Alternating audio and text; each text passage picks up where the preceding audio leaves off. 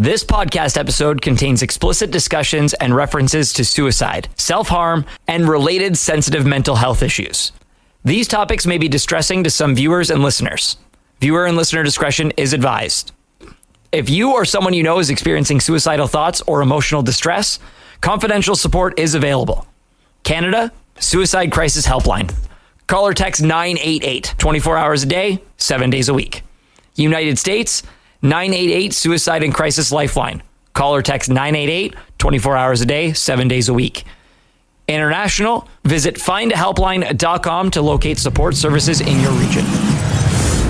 Hello and welcome to Say Hi to the Future, Ingenious Thinkers, a podcast aimed at highlighting the human side of ingenuity. My name is Ken Tenser, curator of Say Hi to the Future, helping leaders think differently in the face of uncertainty and ambiguity. Better thinking, better outcomes.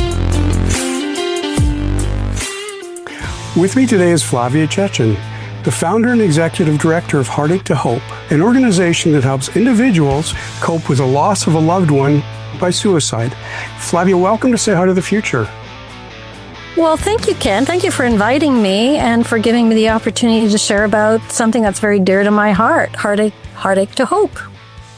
So, Flavia, I mean, just being open with the audience, you know, I've known you and your family for a long time. And, you know, this topic, I know it's always been near to you, but about 10 to 12 years ago, all of a sudden you're working nights and days and days and nights and weekends. And what was that switch? Like, what you know, turned it from being important to something that was really going to be your calling, that you're going to put so much effort into?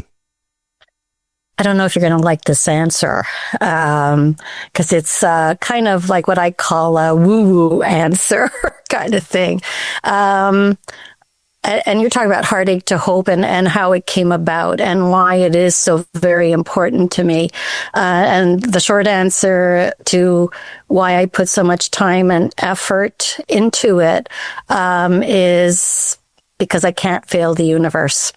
And literally, I think I was commissioned by the universe to create Heartache to Hope.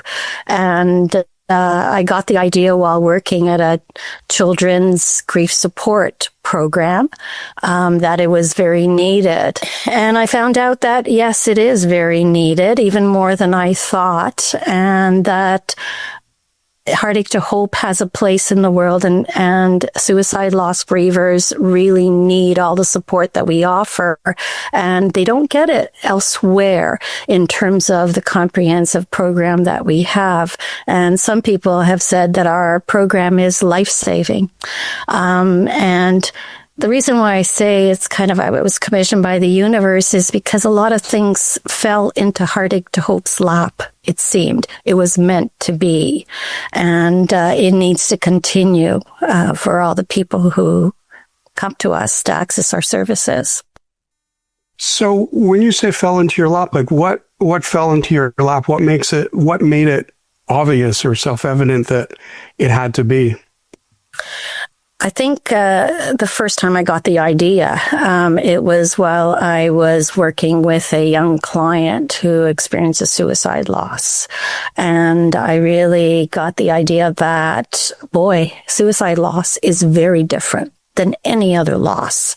It brings both trauma and grief. It brings a lot of intense feelings.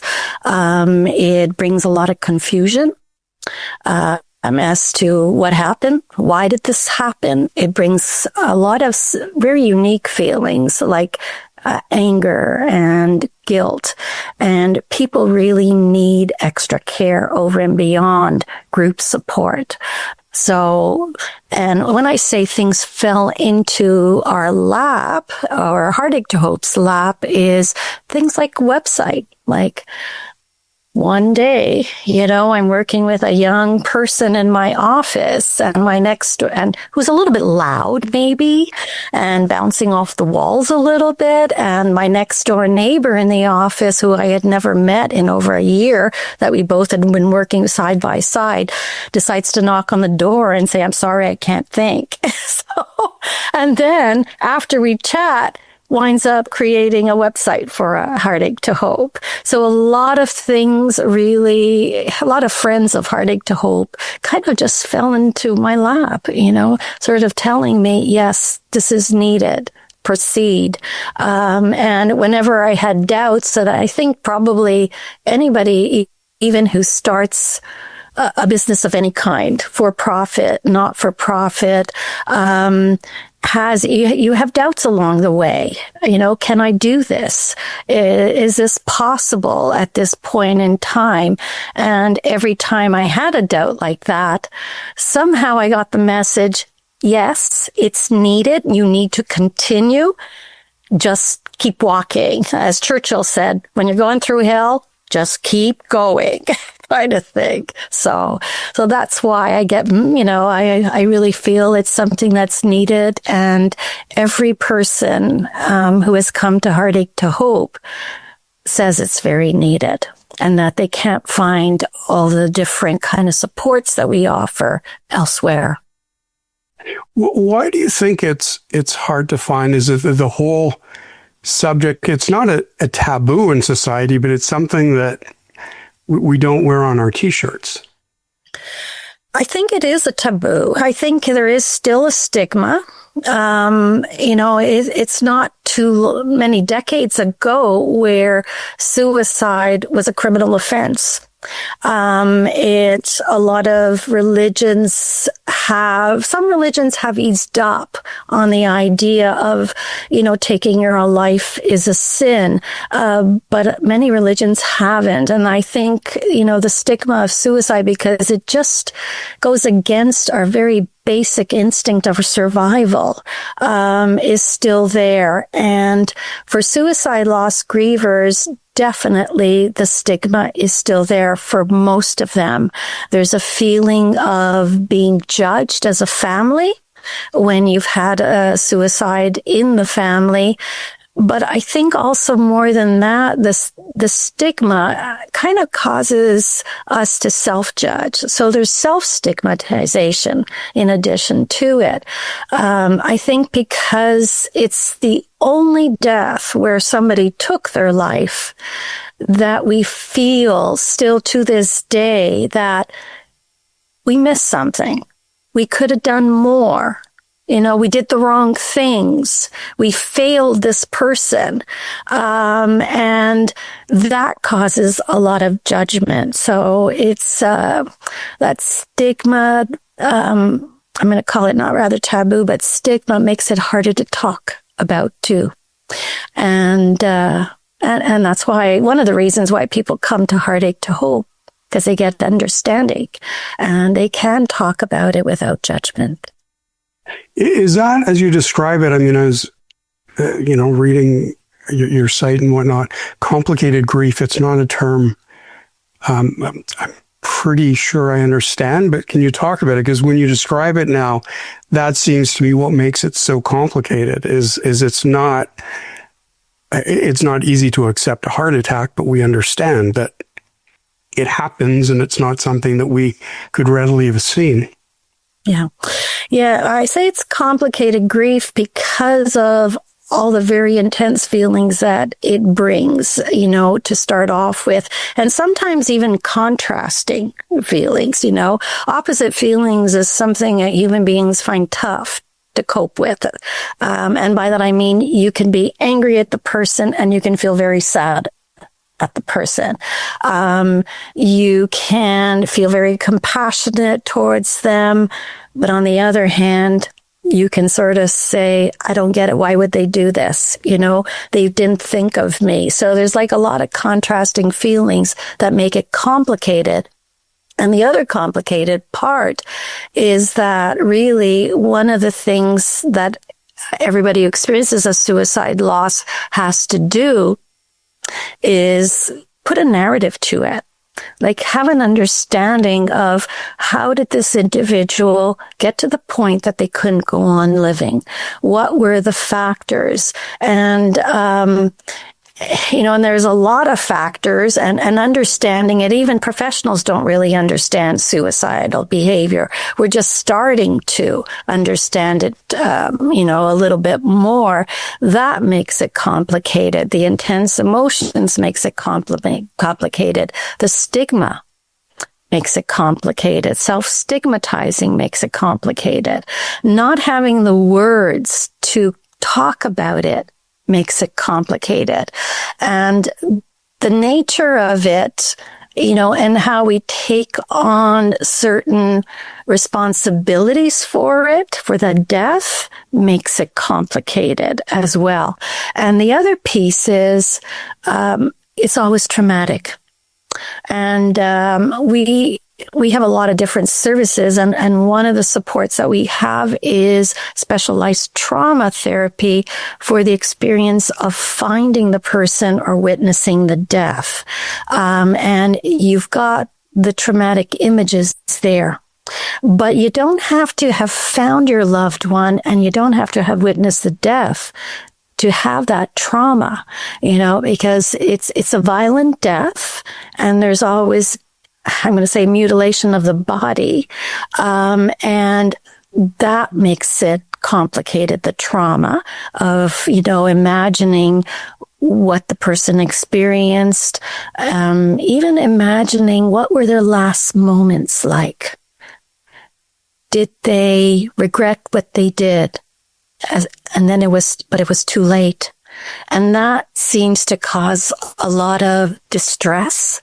The mutilation of the body causes a lot of distress. The pain the person was in beforehand that you may not have been aware of causes a lot of distress and stress and complication. So it's trauma and grief that makes it complicated. It's understanding what happened, but it's also the backstory as well that makes it often complicated. And by the backstory, what I mean is, it is often people struggle with significant mental illness, and it's quite a journey with them. It's a lot of little t traumatic events in that journey to a big T traumatic event. So all that leads to complication. So I don't know if that answers the question. It does. So you've described a situation obviously very complex when somebody comes to you because they're thinking of beforehand, possibly in the moment, after, stigma, stories. How do you start decoupling everything and make their lives start to make sense, or their stories start to make sense? Well, I think you have to go into it. First of all, the things that really are the foundation of Heartache to Hope right from the beginning is caring and compassion, patience, and knowing that this is a long journey. This is not a quick fix. The loss of anybody important to you, but this, the complications of it, of understanding, and, the trauma and the grief makes it even longer. So I will often tell people what we're going to do when I first meet you is figure out what's going to be helpful now and what will be helpful in the future. And this isn't like a few months or whatever. This is a number of years that you're going to be, trying to work through this loss of a child, of a partner, of a parent, of a sibling, of a friend by suicide and all the feelings. And we always start with caring, compassion, understanding, no judgment, and just starting where the person is at. And we've got people who call us 2 days after the death, and we have some people have called us even 18 years after, who sort of say, especially when they've had a loss early on in their life, like as a teen or even younger, is they often put it on the shelf and, go through life and then say, I've got to deal with this. So we start with where they're at. depending what they come in. And if they're coming in, let's say a couple of weeks after the loss, we know it's from a place of trauma and disbelief. And what they really need now is a little support, emotional support. They need some education about, what are you going to experience? What's normal? What's not normal? How do you comfort yourself in times of trauma? So we don't even try to go anywhere else in terms of understanding why or what emotions they have, because often they're numb from the trauma. So we start with where they are, but if they're coming in later on, then we always, one of our things is we need to understand what you come in with, what you need help with. So we do an intake with everybody that kind of goes through, what are you struggling with in terms of the reactions? Physical, emotional, cognitive, social, spiritual, also reactions to this loss. What are your coping strategies? What's your support system? What's your understanding of how this person got to the point that they couldn't go on living? So and depending on what point they're at, we then determine what would be a good fit for them. And, like I said, right from our program is built on best practices. So it wasn't just, oh, yes, this is an idea I have. There's a lot of research involved, like what's best practices with individuals who've experienced a suicide loss in terms of caring for them. We were fortunate, even like when I started Heartache to Hope about 11 years ago, that there is research that suggests they need different things at different times. They need professional individual support. They need peer support for connection. And they need group supports too later on. So the program was built on that. And we really take time to find out, where is this individual who comes in? Where are they at in terms of their trauma and their grief? What would be most helpful for them right now? And what will be helpful in 6 months, in a year, in 2 years? And let's give them choice. And I always say, I believe in people's inner wisdom, because you know best what is good for you and what you're ready for. So we always include them in the decision making as well about what's a good fit for them and what's not. Well, the last 10, 11 years have obviously brought some incredible growth and breakthroughs. And one of the things that you do have is a Walk to Remember event. And last year, I think you had, 500 or over 500 participants. You raised over $140,000. You talk about it as a moving community effort. What does that day mean? Because it's not just about the dollars. I mean, it's even one of those things, I'm imagining getting out and saying that we've, not everyone has dealt with that. They're friends of, but to be working together as a group and knowing that some people have gone through this with loved ones, that must be quite an event, or quite a feeling around that event. It is, even for myself, even after 11 years. It's when we first, our first annual Walk to Remember, I think this was our 4th or 5th one. I can't even remember. But I remember, talking with the team and saying, I don't want this to just be a fundraising event. I want this to be a community event. I want this to be an event that brings connection to individuals. I want this to be something that honors the reason why we're here all together, and that's the people who died by suicide. They brought us together. So we So what we do is people have to give back and fundraise. That's the whole purpose of it. And that's what I see it as. It's our community giving back to us, thanking us for everything that we do. And they realize it's so very important because we don't charge for any of our services. And that's something that's very important to me, because, I grew up, my family would not have been able to afford any kind of therapy or counseling or anything. So it was very important to me to give access to everybody to this kind of care.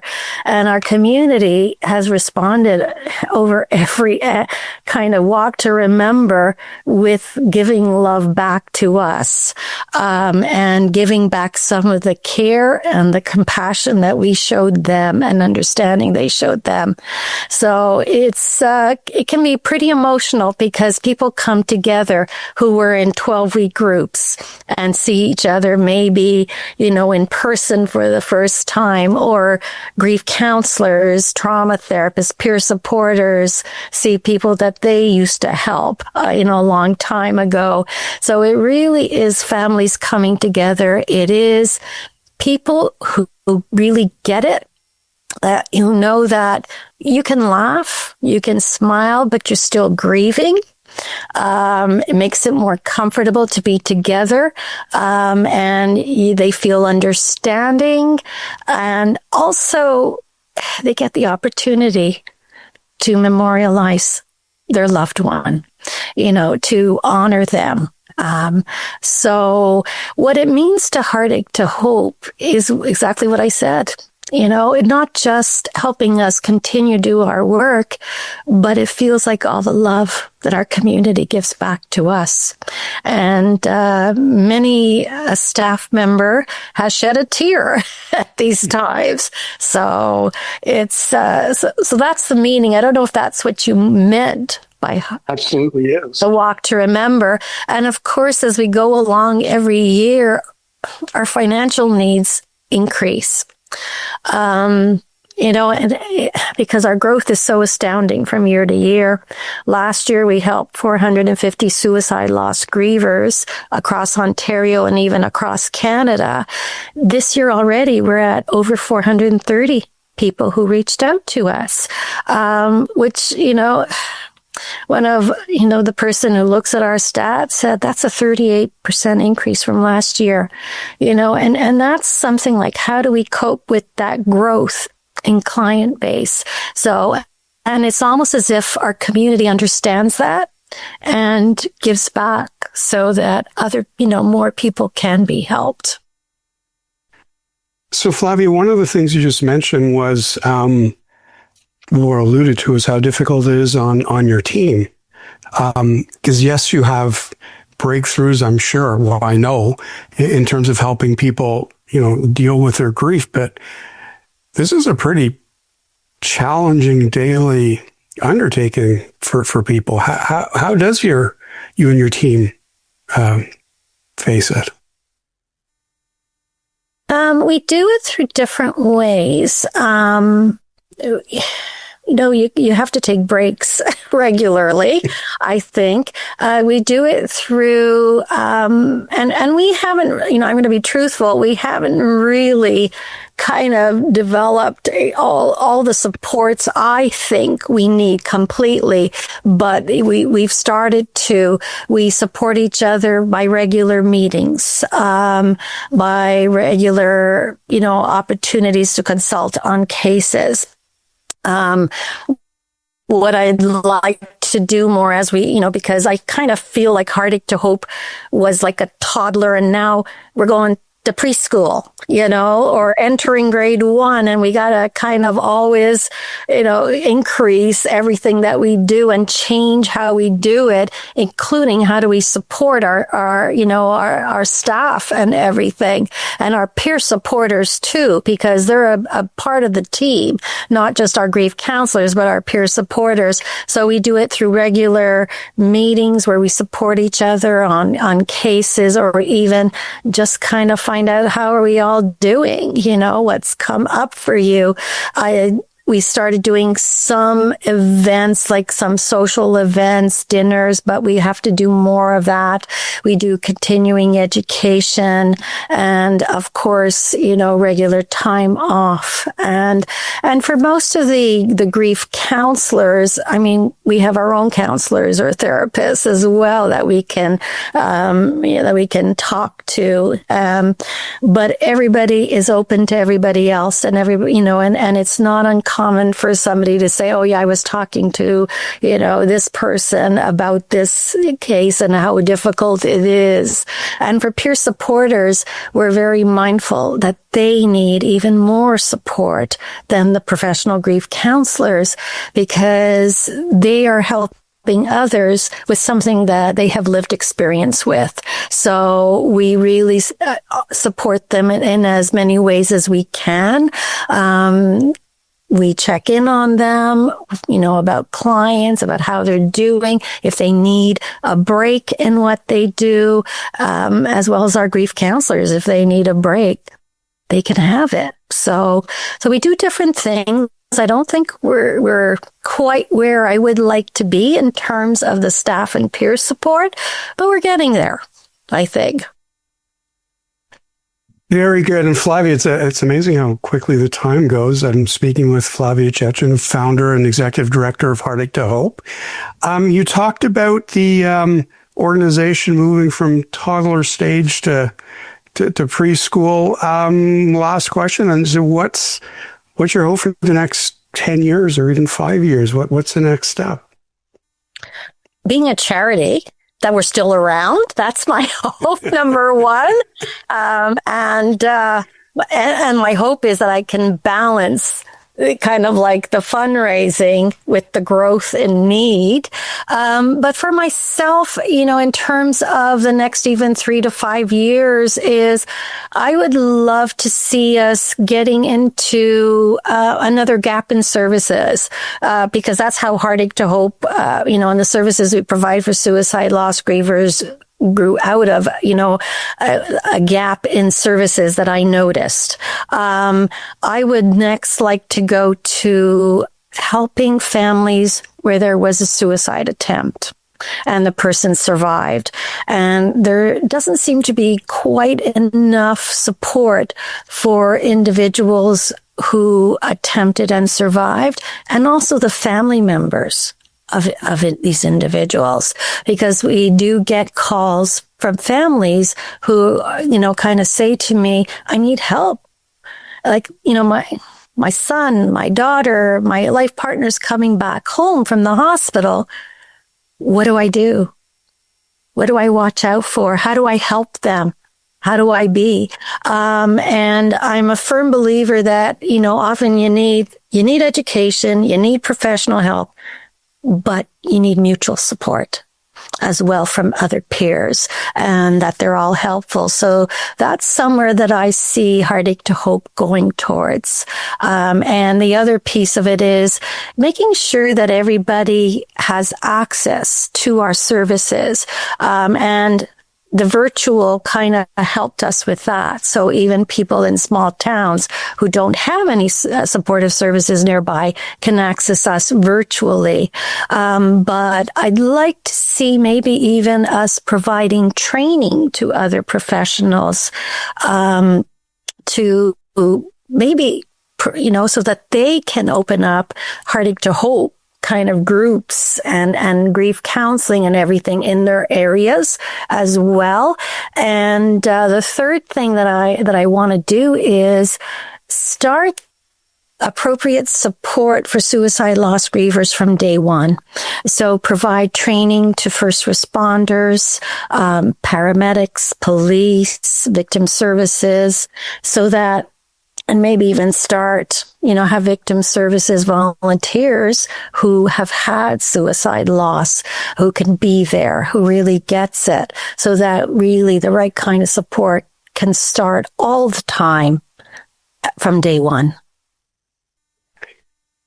Flavia, at the beginning, we joked a little bit about the name of the podcast, Ingenious Thinkers. Well, it's about passion, savage curiosity, and the audacity to make a difference. And you and your team absolutely have that in spades. So thanks for joining me today. And I hope that this helps you, once it's out there, it helps you just even a little bit towards your goal in the next few years. Thank you very much. And if anybody out there listening has an ingenious idea of what we can do in addition to what we're doing for suicide loss grievers, I'm more than happy and open to hear it. Thank you. Thank you, Ken. If you enjoyed this episode and you want to support our show, leave us a review and join our mailing list by visiting www.spider.works. That's SPYDER.works, and subscribe to our channel.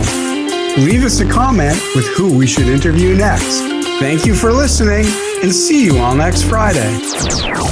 If you or someone you know is experiencing suicidal thoughts or emotional distress, confidential support is available.